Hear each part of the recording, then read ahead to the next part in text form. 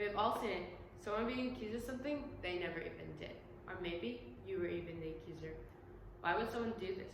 Is it to hide something? Is it to take the blame off of themselves? In my English class, we read The Crucible. If you do not know what The Crucible is, it is a play written about the true events that happened in Salem, Massachusetts during 1692. These events were called the Salem witch trials. When reading this play, I started to get intrigued about the Salem witch trials and how if these people were really witches. Today, I will be informing you about the history of Salem, how the trials started, and what happened in these trials. Let's begin with the history of the Puritans. When you hear the word Puritan, what do you think? A Puritan is a Christian.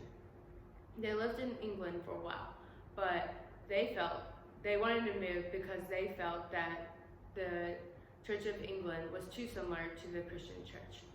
So they moved to the New England colonies. In the New England colonies, they wanted to spread their religion, but they were faced with a conflict. This conflict was the Native Americans.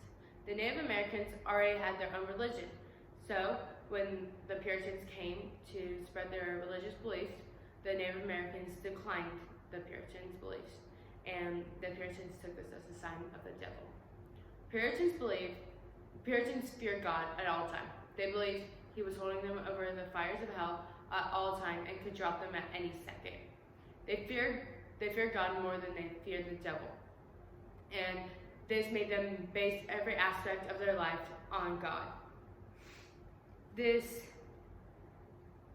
fear for God set the stage for what would become the Salem witch trials. The idea of witchcraft was not new to anybody at this time. According to Amanda Underwood, an expert in the history of witchcraft, laws criminalizing the practice of witchcraft date back to 1542 in England. Witchcraft meant many different things at this time to different people, but to the Puritans, it meant someone working with the devil. It was someone who swore themselves to the devil and did evil acts to others. These evil acts that the Puritans blamed them for were storms and sickness, anything that the Puritans felt were bad and hurt others. Puritans felt that witches could change their form and that they had puppets and dolls to torment others. The Puritan community was very based on God. So when it comes to government, it was theocracy. A theocracy is a mix of church and government. When someone was accused of being a witch, the church was taken away from them. And if they were accused, the church wanted to help them. They wanted them to confess so they could help them come back to God, and so that the accused could help them find the other witches. But if they did not confess, they would be put on trial and then later executed.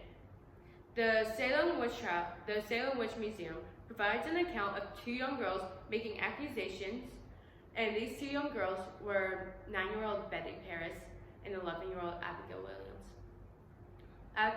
Abigail Williams was Reverend Paris' niece, and Betty Paris was Reverend Paris' daughter. When these two girls fell sick suddenly, the town started speaking of witchcraft. The talk of witchcraft got back to the girls. And once the girls heard it, they started screaming out names, saying that these people were sending their spirits out onto them and hurting them, and that's why they were sick.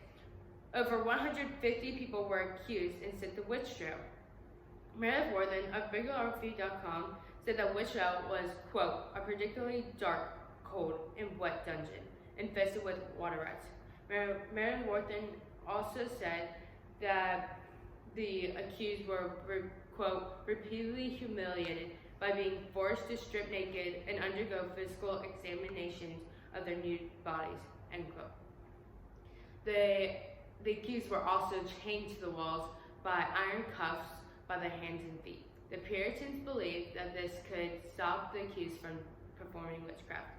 Once the jails started filling, it was time for the trials to begin. In the courtroom, it was filled. There were the judges, the townspeople, the accused, and the accusers. Most of the accusers were young women and children. These accusers blamed others for their own problems. The accusers were sometimes influenced by their elders to accuse someone for either land or even if they didn't like them.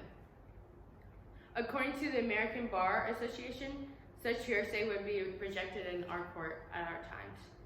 But in the Salem witch trials, this was totally acceptable.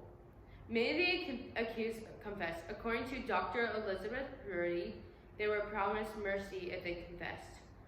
This led to 54 people confessing. If they did not confess, the girls would make a scene in the courtroom saying that they were sending their spirits out onto them and trying to harm them. And this was enough evidence for the court to say this person is a witch. There was two other ways to find if a person was a witch. One way was the devil's mark.